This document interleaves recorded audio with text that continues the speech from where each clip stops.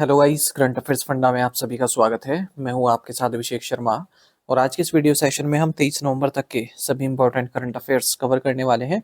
हमेशा की तरह आप इस वीडियो को अंत तक जरूर देखिएगा, आज भी आपको काफ़ी कुछ जानने के लिए मिलेगा। सेशन की शुरुआत करने से पहले आप सभी को बताना चाहूँगा, यदि आप हमारी daily current affairs PDF, weekly PDF, monthly PDF और हर महीने की banking and economic awareness PDF चाहते हैं तो करंट अफेयर्स फंडा का 1 ईयर मेंबरशिप प्लान आप ज्वाइन कर सकते हैं, जिसका लिंक आपको वीडियो के डिस्क्रिप्शन में या फिर फर्स्ट कमेंट में मिल जाएगा। आपको बता दें, इस वरीय मेंबरशिप प्लान के तहत जितना भी हमारा पीडीएफ कंटेंट है वो हम आपको 1 साल तक के लिए प्रोवाइड कराते हैं, जिसे आप डाउनलोड कर सकते हैं, प्रिंट आउट भी निकलवा सकते हैं।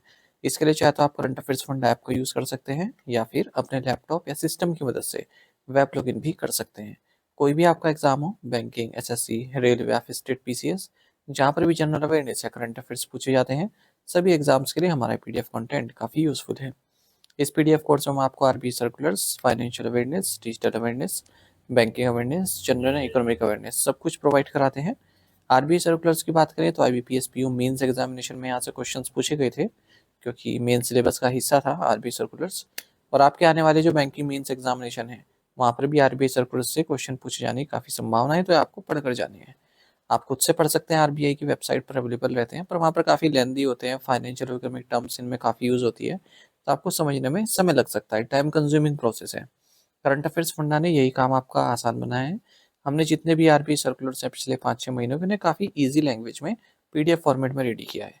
हर आरबीआई सर्कुलर के साथ आपको एमसीक्यूज मिल जाते हैं प्रैक्टिस करने के लिए।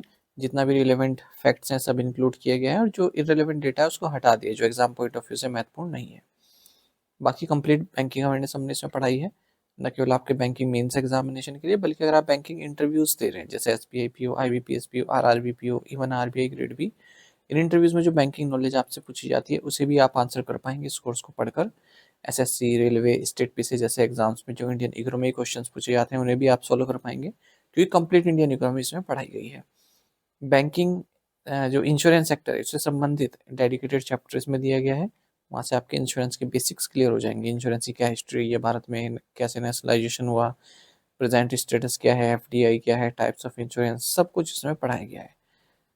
तो ये आपको एक ही पीडीएफ कोर्स में मिल रहा है सब कुछ, वो भी 1 साल की वैलिडिटी के साथ। यानी कि पूरे साल भर जितने आपके एग्जाम होंगे, जिनमें भी जनरल अवेयरनेस या करंट अफेयर्स पूछे जाएंगे, केवल यही कोर्स आपका इनफ रहने वाला है। तो ये करंट अफेयर्स फंडा ऐप पर आपको मिल जाएगा। ऐप का लिंक वीडियो के डिस्क्रिप्शन में दिया गया और फर्स्ट कमेंट में भी पिन कर दिया गया है। तो लिंक पर क्लिक कीजिए, ऐप को इंस्टॉल कीजिए, लॉगिन करने के बाद ये कोर्स आप बाय कर सकते हैं। फिर भी कोई जानकारी आप लेना चाहते हैं, कोई आपकी क्वेरी है, तो ये हमारा कस्टमर केयर नंबर है 8448169188। इस पर आप कॉल कीजिए या फिर व्हाट्सएप करके भी जानकारी प्राप्त कर सकते हैं। तो बिना किसी देरी के शुरुआत करेंगे इस वीडियो सेशन की। सेशन की शुरुआत हमेशा की तरह क्वेश्चन ऑफ द डे से करेंगे, जिसका आंसर आपको अभी कमेंट बॉक्स में करना है। पूछ रहे हैं, where is Ross island officially named Netaji Subhash Chandra Bose द्वीप? रॉस द्वीप, जिसका आधिकारिक नेम नेताजी सुभाष चंद्र बोस द्वीप है, कहाँ है? ऑप्शंस हैं गोवा, केरल, पुडुचेरी या फिर Andaman and Nicobar island.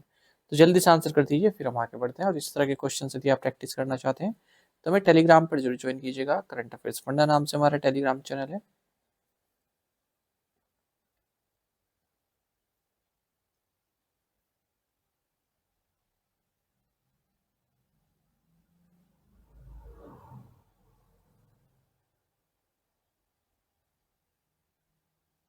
Who won the title of miss universe 2025? Miss universe 2025 का खिताब किसने जीता?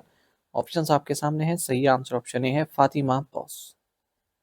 मैक्सिको की फातिमा बॉस ये मिस यूनिवर्स 2025 बनी है, और इन्हें क्राउन पहनाया लास्ट ईयर की विनर विक्टोरिया थिलविक द्वारा, जो कि डेनमार्क की हैं।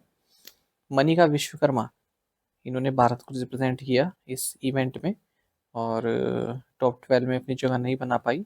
भारत ने लास्ट टाइम मिस यूनिवर्स 2021 में जीता था, जब हरनाथ संधू विनर बनी थी। और पहली बार मिस यूनिवर्स का खिताब जीता था सुष्मिता सेन ने 1994 में। फिर लारा दत्त ने जीता साल 2000 में। मिस यूनिवर्स 2025 की बात करें तो 74th एडिशन था इस इवेंट का, और थाईलैंड में हुआ है।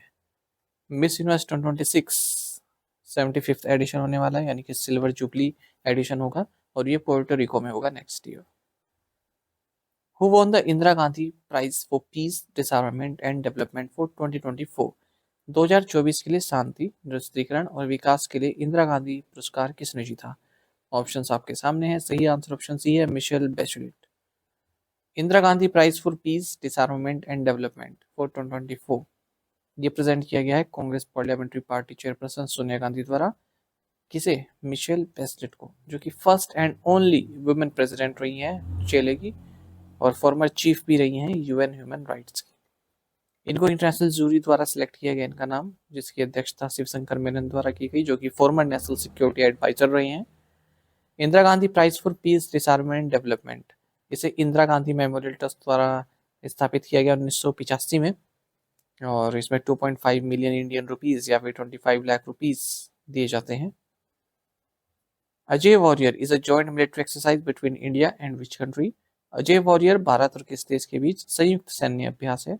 ऑप्शंस आपके सामने हैं, सही आंसर ऑप्शन डी है United kingdom.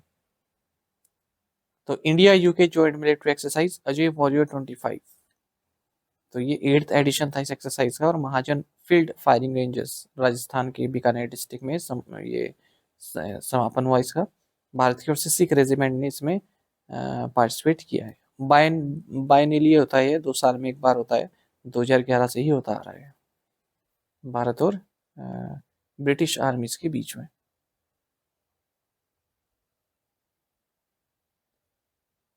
Which organization received the CIMU set award during the 27th ICOM General Conference in Dubai? Dubai में 27वें ICOM महासम्मेलन के दौरान किस संगठन को CIMU सेट पुरस्कार प्राप्त हुआ है? राइट आंसर ऑप्शन डी है national council of science museums. National council of science museums इसे CIMU सेट अवार्ड से सम्मानित किया गया है। इसकी जो क्लाइमेट चेंज गैलरी है ऑन द एज, इसके लिए, जो साइंस सिटी कोलकाता में है। ये अवार्ड अनाउंस किया गया है 27th ICOM जनरल कॉन्फ्रेंस के दौरान, जो कि दुबई में हुई है। Science city Kolkata, unit of national council of science museum under the ministry of government of India. इन्होंने 10,000 स्क्वायर फीट परमानेंट गैलरी बनाई है, जो कि जो अर्जेंट रियलिटीज हैं क्लाइमेट चेंज की, उसे संबोधित करती है। Who has been appointed as a celebrity advocate by UNICEF India? UNICEF India द्वारा सेलिब्रिटी एडवोकेट के रूप में किसे नियुक्त किया गया है? राइट आंसर ऑप्शन सी है कीर्ति सुरेश। यूनिसेफ इंडिया ने जानी मानी national award winning actor Keerthy Suresh को सेलिब्रिटी एडवोकेट नियुक्त किया है, और इस रोल में जो कीर्ति हैं, ये जो चिल्ड्रन और एडोलसेंट की जो मेंटल हेल्थ एंड वेलबींग, उसके लिए आवाज़ उठाएंगी, उस चीज़ को प्रमोट करेंगी, ताकि लोग आगे बढ़कर इस इशू से अवेयर हो सकें। Which startup developed India's first indigenous high precision diode laser? किस स्टार्टअप ने भारत का पहला स्वदेशी उच्च परिशुद्धता डायोड लेजर विकसित किया है? राइट आंसर ऑप्शन सी है प्रेनिस प्राइवेट लिमिटेड। तो इंडिया का जो first indigenous high precision and compact diode laser है, और इसे बनाया गया है IIT दिल्ली का स्टार्टअप है प्रेनिस प्राइवेट लिमिटेड के द्वारा। तो ये लॉन्च किया गया emerging science technology innovation conclave में डॉक्टर जितेंद्र सिंह के द्वारा। एक high performance precision engineer laser है, quantum research, higher education, advance scientific application के लिए इसको बनाया गया है। Where was the third international Ayurveda conference held? तीसरा अंतर्राष्ट्रीय आयुर्वेद सम्मेलन कहाँ आयोजित किया गया? ऑप्शंस आपके सामने है, सही आंसर ऑप्शन सी है साओ पोल। दिनेश भाटिया, जो कि एम्बेसडर इंडिया की ब्राजील में, इन्होंने थर्ड इंटरनेशनल आयुर्वेद कॉन्फ्रेंस को इनोग्रेट किया है। इसे जॉइंटली ऑर्गेनाइज किया गया स्वामी विवेकानंद कल्चर सेंटर और कोनायूर साओ पोलो द्वारा, साओ पोलो ब्राजील में। इसका थीम रहा diversity and inclusion in Ayurveda, caring for everybody and every being. Who was presented the Academy Honorary Award at the 16th Governors Awards? 16वें governors awards में अकादमी मानद पुरस्कार किसे प्रदान किया गया है? ऑप्शंस आपके सामने हैं, सही आंसर ऑप्शन बी है Tom cruise. Hollywood superstar Tom cruise, इन्हें एकेडमी ऑनररी अवार्ड से सम्मानित किया गया है, जिसे ऑनररी ऑस्कर भी बोलते हैं। कहाँ पर? 16 गवर्नर्स अवार्ड में, जो कि कैलिफोर्निया में हुए हैं। What is the projected real GDP growth of India for the second quarter, July to September, according to State Bank of India (SBI)? भारतीय स्टेट बैंक के अनुसार दूसरी तिमाही जुलाई सितंबर के लिए भारत की अनुमानित वास्तविक जीडीपी वृद्धि दर कितनी है? राइट आंसर ऑप्शन सी है 7.5%। तो भारत की जो जीडीपी है, ग्रोथ डोमेस्टिक प्रोडक्ट ग्रोथ है, सेकंड क्वार्टर में, जुलाई सितंबर क्वार्टर में, ये 7.5% या इससे ज़्यादा रहेगी, ऐसा स्टेट बैंक ऑफ इंडिया ने कहा है, क्योंकि कंजम्पशन में बूस्ट देखने के मिला है, ठीक है जी, क्योंकि जीएसटी रेट कट हुआ है तो कंजम्पशन बढ़ा है, ऐसा इन्होंने कहा है। हालांकि जो आरबीआई इसने क्वार्टर सेकंड के लिए अपनी ग्रोथ रेट 7.77% बताई हुई है। Which bank has launch the premium credit cards Lumiere and Nova? किस बैंक ने premium credit card Lumiere and Nova launch किए हैं? राइट आंसर ऑप्शन बी है आरबीएल बैंक। तो आरबीएल बैंक ने 2 प्रीमियम क्रेडिट कार्ड्स लॉन्च किए हैं, Lumiere and Nova.